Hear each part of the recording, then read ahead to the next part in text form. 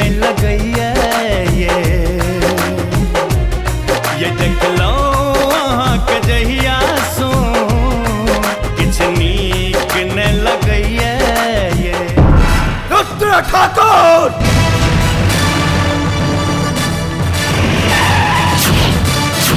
दो दिल दीवाना नीला लगल ये दो दिल दीवाना नीला लगल ये अरमान दिल के खेला लगल ये गावा लगल ये प्रेमक तराना साजा लगल ये सपना सुहाना तोरा कह रहल छौ तू सोनम के भूल जा यह असंभव है आहा हमर छी ना एक जन्म ने 7 जन्म तक राधा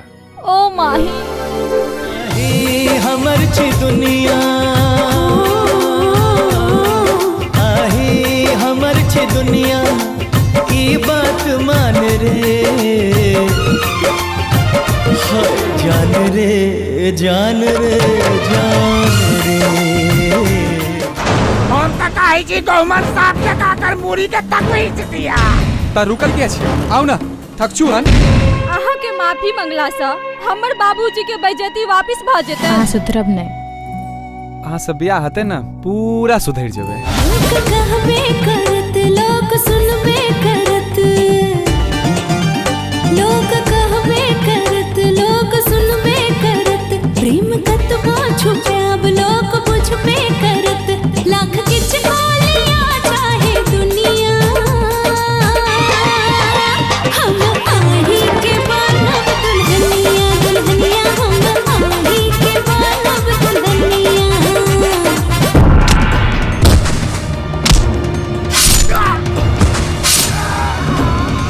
सलीम वो छै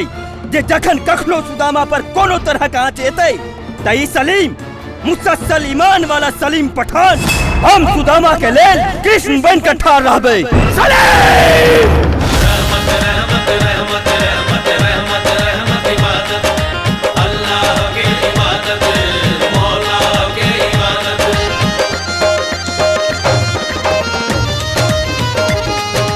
नाम ने लिया हमर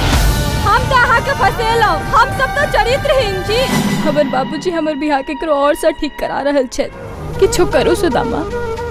हम आहा के छोड़ के करो और संग जिंदगी नहीं बिता सकै छी हमरा साथ लगा का एना किए दूर भागै छी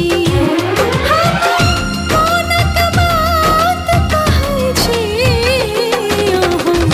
दिल के किए नहीं सुनै छी दिल के किए नहीं सुनै छी मतलबी कनी पाई के लेल अहाँ अपन प्यार के बेच देलिए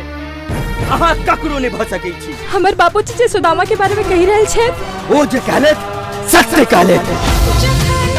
भोर हरवा में कोयली बजइए हो जखन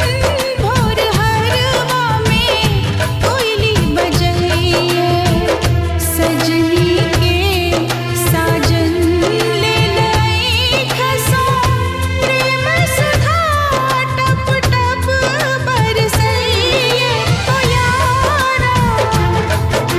ओ यारा ओ यारा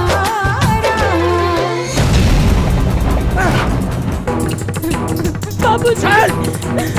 बाबूजी मिथिला के जखन खट मीठे के जीसा हमरा